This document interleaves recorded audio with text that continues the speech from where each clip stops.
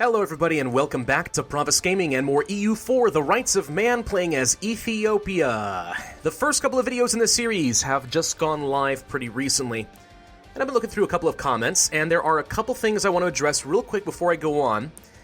First off, yes, I am aware that there is a disinherit option right here, which is pretty interesting. So, I've been looking for a way to possibly get my heir killed in battle, but a far more secure way of doing that, a guaranteed way to make sure that he can't inherit the throne, is to just disinherit him straight up. Now, unfortunately, that costs minus 50 prestige, which is pretty darn steep. But it is something I'm considering, because this is an absolutely horrible heir. So, I don't know yet. I haven't ruled this out. I'm not sure it's an option I want to go for, but it's not a terrible idea. Depends a lot on the context. The other option, of course, is to have my current king abdicate the throne and let my heir take over early. This hits my legitimacy, and it costs me 50 prestige. So, basically the only time you would ever want to use this is if you have a god-awful king and you have an amazing heir and you're willing to lose the prestige and the legitimacy in order to get a better king. Only time you should ever use that. It's a terrible, terrible choice, aside from emergency situations. Alright, the other thing I want to talk about real quick is forts. So I've been told now from a couple different sources that I am wrong about forts. That maneuver doesn't actually play any role at all. But actually, I got rid of this. Simple terrain. Come here. Get out of here. There? There. Okay, yes. I've been told that maneuver does not actually play any role. That if you have a mountain fort, you will always be the defender in this terrain. I'm not sure if that's true or not. People tell me, if you are aware of something I'm not, please by all means let me know, because I had heard that it was partly due to maneuver. But I've also seen some sources saying exactly the same thing, that it comes down to mountains. If it is just mountains, that strikes me as ridiculously OP as hell. I mean, what it basically means is the strategy is never, ever get rid of your mountain forts, because you will always be able to just crush the AI. Suppose, for example, that I went to war with Hejaz or whatever. They came down here, and they're in Shiwa. Now, last expansion, if they were sieging down this mountain fort, and I came and attacked them, then Hejaz could have expected a -2 penalty hitting me, right? So they would have had a huge terrain advantage. Now, if that's correct, then it means that regardless of maneuver or anything else, if I walk in, I have a +2 penalty on them. So that's not just a question of 2 dice rolls, though. That's basically a difference of 4, which is huge, and you never ever want to get rid of a mountain fort, ever. That's what I'm taking out of that, if that is correct. It makes more sense to me that it's partially due to maneuver. But I don't know. And the thing is, I'm pretty sure we did stomp down a rebel uprising in highlands, not mountains, and we got the terrain benefit. So maybe it's both? Maybe I'm just wrong about it. I'm not entirely sure. But it's interesting, isn't it? Yes, it is. Alright, countries that want to hire condottieri. Malindi. Yes, I'm aware. I do not care. Alright, we need to sit back for a little while. I'm going to go ahead and bump up to speed 5. Who do you want to be building any spy networks against? We're already doing these 2. That's probably good enough. Let's improve relations with Hejaz for a little while. Because I think we considered possibly making them an ally at some point. And that could be kind of fun. I have no intention of attacking them really anytime soon. It also seems, by the way, that people do not think I should go for a theocracy. And I'm actually inclined to agree. Now that we have the option of getting rid of our heir by forcing them to, well, to be disinherited, that actually seems like we have some methods of controlling our heirs, whereas one of the advantages of being a republic or a theocracy is that you were pretty sure you were never going to have a god-awful king. So, I don't know. And the thing about theocracies is that you can never really upgrade them, I don't think. So if I go to technology, for example, and go to administrative technology, feudal monarchies and stuff, you know that as we get more levels of admin tech, we'll unlock the administrative monarchy, the absolute monarchy, and so on and so forth. The same thing happens with republics. Theocracies, not so much. They pretty much just stay stagnant the entire time, which I'm not especially thrilled about. We should definitely take this military tech now, by the way. We're not ahead of time, and I don't want this institution's tech penalty to get any larger. So let's go ahead and pick it up now, and we have some better units available to us. So do we want North African Warrior, South African Warrior, Central African Warrior, or West African Warrior? Well, let's see. Hang on. What kind of generals do I have? A really good fire value general, but otherwise mostly shock. The fire value is pretty good, but none of these guys have fire value. So do I want morale? Or do I want some defensive shock? Morale damage or shock value? You know, I'm gonna go for the shock, I think. I will go for the North African warrior. And we can't change anything in our cavalry, so okay. Now, do I want to go to any wars for any time soon? Not really. Mostly I feel like I want to sit back and try to get some admin tech. We did get a couple more cores, wonderful. How are we looking as far as our rebels? Kaffa, pretty likely to fire in the near future. Ethiopian noble rebels in a couple of places. We could probably put those down. Alodia, they're going to be a little bit of a problem. And there's a couple more cores done for me. 2 more cores to go, and that'll be the end of things. Now, unfortunately, this Improve Our Prestige mission is going to take a very long time. And we're actually decaying right now. I'm going to go ahead and cancel this mission. The odds of me getting up to 50 anytime soon are pretty low. I'm going to have to go on a lot of wars. And I don't think I can really afford to do that right now. Now, gosh, I started choking on something. Sorry. Unfortunately, Warsangali is no longer a valid rival. We did eclipse them as well, so we might as well fabricate a claim on them. Berbera, we'll have to do for now. What is the development on this? 10. Not bad. Not bad. I don't know. I do know that I want to fight the Mamluks at some point. Because I believe they currently hold 2 of the holy sites for the Coptic faith. The other one's right here. Alodia couldn't be so generous as to just grab it, because then it would have been owned by the Coptics, and I could have gotten that extra patriarchal blessing. Nope, they didn't want to do that, like a bunch of jerks. And then the last holy site, I believe, is owned by Kara. It's like right up here or something like that. Let's see. Controlled by Kara. There it is. Click. Right here? Yerevan? Yes, Yerevan. It actually is already Coptic, which is interesting. Huh. Well, I don't imagine it's going to stay that way for very long, but I wish it would. That would be awesome. But no. Alright, Alodia separatists are getting very close. If we convert Asab... Asab, where are you? I could use the province finder. I know I could. But I'm stubborn and don't want to. There you are. You have no unrest aside from that because you've already had an uprising. So we can go ahead and start converting you. And it really should have no impact whatsoever. Sunni zealots in Shewa. Shewa? Shewa. There you are. Let's go down here with the army. Even at pretty low maintenance, we might be able to put it down so it starts decaying. Yep, it's going down now. Wonderful. Truce with Warsangali has ended. We could declare war on them. Oh, we got caught trying to spy on this guy. I guess that's probably fine. Why was I spying on you? No, wait, they were spying on me. Sorry, reverse that. Switch it around. So if I attack Warsangali, they're allied to this guy. We'll have to fight them too, which is a little bit much for me. And again, I'm just trying to stack up power right now. That's all I'm interested in. In fact, I really don't see much need to continue expanding until I have Deus Vult. I'll kill Adal if I have no other allies. I'll continue to kill Alodia, sure. But for the time being, let's sit back. Let's grab some Diplotech, again, before the cost goes up any further. And we'll just wait for a little while. New missions. Create a proper fleet. Form an alliance with Warsangali. We're not rivals anymore, so I guess that's technically possible. Create a proper fleet. We would need to have 75% of the naval force limit. Naval maintenance modifier, shipbuilding time modifier. We'll pick it up, but how much is that? 75% of 14. So, okay. Can't really afford to build that many ships right now. We probably should get at least another couple, though. So we will. Cities demand old rights. Deny it, I will gain it and lose some legitimacy, which does really suck. That's just how it's going to be for a little while. We are recharging our manpower right now, which is one of my primary goals, I think. Hejaz would, in fact, be interested in an alliance. That's excellent. Let's go ahead and ally them. Perfect. Alright, now, I could try to sell off my troops as condottieri. Yemeni separatists are just killing Hejaz right now.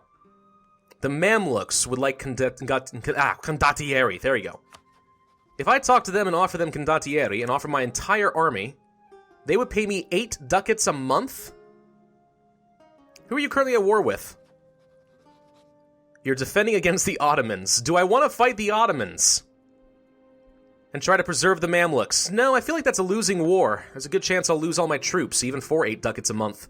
I mean, it's tempting, don't get me wrong, but I think that could be a little bit more dangerous than it needs to be. Alright, 3, 3, 4, 4. I guess we will fabricate a claim on one of these two. Gezira. That'll do. Thank you. And against Warsangali, I think I need 30 for the next claim. Yep. I would love to get these claimed provinces. They're going to be so much cheaper and easier to core. So yeah, I mean, I think that's just how I have to be for a little while. I think I can't really justify going on a bunch of wars, taking a bunch of unclaimed territory, and paying the extra Diplo power. I just don't think I can justify that. We may have to restrict ourselves to only ever taking territory that I have actual legitimate claims on. Not as fun. Not as fun as playing as Rome. I admit it. But it's still probably the correct play. Can I get any more troops? I totally can. Let's go ahead and grab a couple. Since I have the manpower, and I think I can technically afford them, we'll go ahead and do that. I can get one more claim against Warsangali, so we'll try for it. We'll see if I actually get it or not. And these guys do not have enough morale to actually march around. Secrets in our alliance. Ambassadors and diplomatic envoys often double as spies. We've seen this one before. Do we upset Hejaz? Do we lose some power, or do we just let them have better spy network? I'm fine with them having more spy network, honestly. And it looks like Hejaz is about to lose some territory to Yemen. In fact, if anything, maybe I should start spying on them. Try to get a claim on Mukha. And if it does fall to the Yemenis, which it may or may not, then I'll try to grab it. But maybe we can. Maybe we can't. Let's get everybody down here. There we go. Playing on speed 5 is a little on the fast side. There we go. Okay. Can you guys march together now? You totally can. Good. Did we lose our general? No, we did not. Okay. For a second, I couldn't see the stars. And I was terrified that maybe, just maybe, we had just completely lost that super general and I was going to cry. But we did not, which is good. Yeah, Hejaz is having a very, very bad time unseating these guys. And no small part because these are all freaking mountains. Okay, we can take the admin tech. Wonderful. Excellent. Thank you. Now, I don't believe that idea costs increase due to institutions. So now that we've got this, we actually have a sink for our admin power. I really, really want Deus Vult. I know I should probably continue saving up, but I really, really want it. Let's go ahead and get ourselves some army maintenance. Let's go ahead and start moving the troops this direction. They are going to get those 10 years of separatism. Not much I can do about that right now, but I'm also not too worried about it. Oh, Kaffa also fired. I didn't realize that. Oh, that's fun. This is all defensive territory. Unseating Kaffa is going to be really, really unpleasant, isn't it? I think so. Okay, well, we're almost at full morale. Let's try to get in here with the steppes. Nope, I think they got the defensive terrain. That sucks. Where'd you go? Highlands. We'll come back down here for now. I'm not going to be able to get that in time. So we'll try unsieging this, and who knows, maybe they'll come back at us and we'll get a defensive bonus. Because this is, you know, Kaffa proper. Kind of doubt it. But maybe. We should go ahead and fabricate yet another claim against Elodia. We'll claim Sinar. Warsangali, I think we need 30. Nothing we can do about that. Let's pay attention to you. Okay, hang on. They are going somewhere. They're going up here. I don't think we're going to be able to get there first. But we can try. Nope. No, we could not. Well, fortunately, we have amazing rolls. So I just lost a lot of manpower, and that completely sucks, but there's not much I can do about it. A gift to the state. What's this option? Good governance would sometimes prompt the nobility and the businessmen of the realm to donate cash to the treasury, out of pure patriotism or in exchange for the sales of transfer of honorary titles or positions. Gain 30 ducats, gain 10 prestige, or we must donate this to the poor. Oh, wow! We have options specifically because our king is righteous. I did not know that some of these events would have special pop-up options just because of traits. Wow, this game really is starting to become more like CK2, which is not a bad thing, don't get me wrong. I love CK2. But that is really interesting. Did not expect it. Glad it happened. Alright, maybe getting a claim against Hejaz is not actually the best idea. In fact, it's actually now a terrible idea, because it looks like he actually did manage to put down the rebels. Damn. Oh well, we're not going to claim it, because that will upset our ally, and that's not a good idea. Let's spy on Yemen. By the way, if you didn't already know, the pop-up about people looking to hire condottieri, you can only see that if you have a diplomat doing nothing. Otherwise, it just isn't available to you. I guess, you know, as long as your diplomat's lazing around, maybe he can hear things about people looking to hire. But they won't hear about those things if they're off doing other jobs. Wasangali? Oh, they caught us. Damn. Alright, I guess we're not getting that fourth claim. Okay, it appears that our king is now infertile.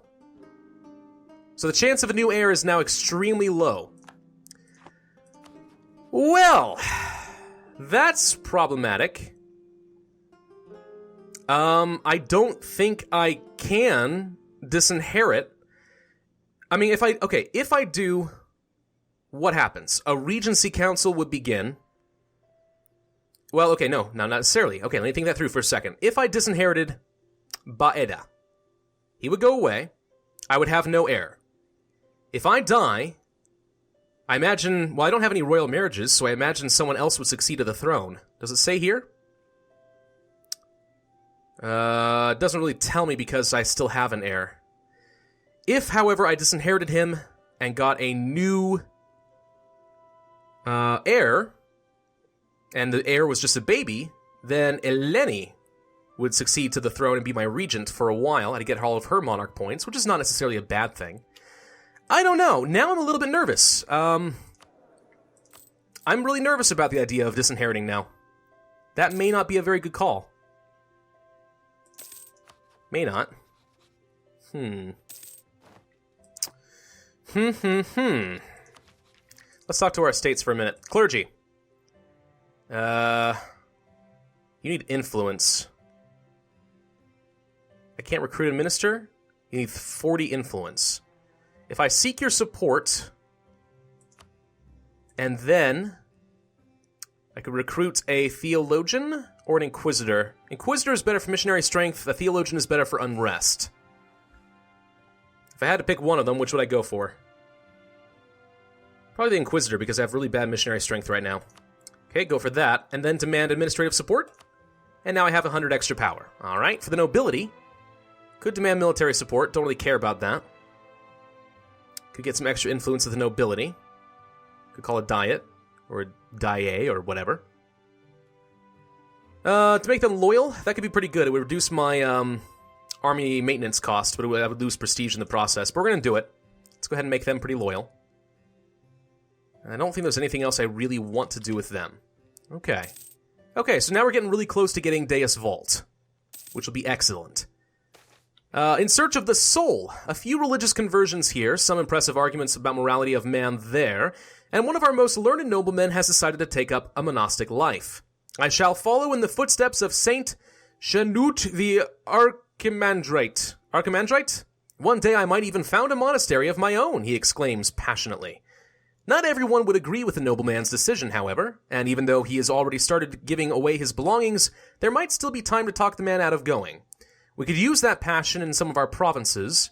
We would get an enthusiastic believer, Negusa Negast. Wait, what? A nobleman. Just any nobleman? Which one? Who's in charge? A nobleman becomes a missionary, a sacred duty to Negusa Negast beyond that of a monk. Okay, so it's not... I was reading that for a second, and I was afraid that maybe either my king or my heir would decide to leave court and become a missionary, which is a terrible idea. Missionary strength is not bad. Wait, we have use of scholars at court. Gain an inquisitor who's cheaper. Already have that. Or he must be allowed to find God, gain 15 prestige. I would rather have the missionary strength right about now. So we could use that passion in some of our provinces. Cool. Go forth. Go forth and convert things faster for me. Thank you. Can we get an idea? We totally can. Deus Vult. Done. Permanent cast a spell on pretty much everybody now. So, for example, if I want to declare war on you, and I wanted to use... Can I not? I have to wait till the end of the month. Never mind. Somebody just rivaled me. Was it the Mamluks? I hope not. Oh yeah, it was the Mamluks. Alright, we're rivaling them back. We should actually embargo people. I just realized I haven't done any of that yet. Issue embargo against you. Whoop. And issue an embargo against the Mamluks. They have a Regency Council. How fun. Alright, so Deus Vult. I have to end this video, but let's take a quick look at it. Holy War. Show superiority. Less aggressive expansion, more prestige, same cost for all provinces. Which is pretty darn good. I thought there was also something about reduced diplomatic cost. Like it doesn't cost any diplomatic power. I could be wrong on that point.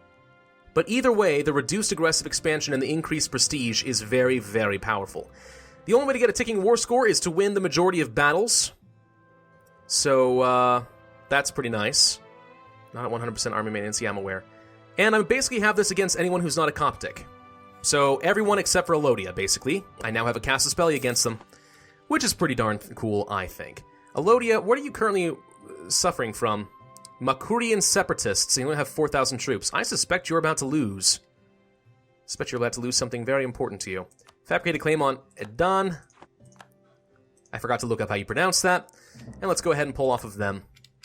And I think we do need to end this video here. Thank you guys for watching. This has been Pravus. Let me know what you guys think about the forts. Again, it's possible I've misunderstood those. But I'm hearing conflicting information now, and I would be very interested to know what actually could happen. Who's my other rival? We should insult you to get some power real quick. There we go. Yeah, let me know what you guys think. Subscribe for my future content, and I, as always, will see you guys next time.